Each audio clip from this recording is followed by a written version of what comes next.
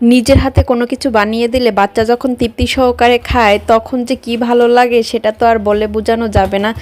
যাই হোক, আজকে একটু আমের বড়া বানাবো।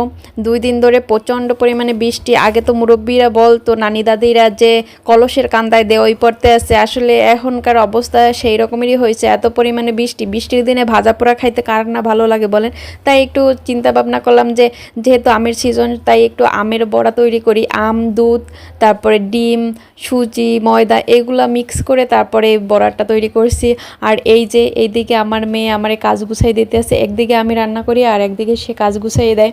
মাঝে মাঝে বিরক্তও লাগে, মাঝে মাঝে ভালোও লাগে। কি আর করা, ছোট মানুষ, ও তো যেইটা দেখে ওইটাই ধরবে। আর রান্না করতে দেখলে বেশি বিরক্ত করে। মানে সারাদিন যতটা চুপ থাকে, রান্না করা মানে রান্না করতে গেলে ততটাই বিরক্ত করে। আর এই যে ভরা পিঠার ফাইনাল লুক, এতটা সফট হয়েছে, এতটা ক্রিস্পি হয়েছে, মানে সফটও হয়েছে যা ফোলার কারণে, আর ক্রিস্পিও হয়েছে। অনেক অনেক মজা হয়েছিল।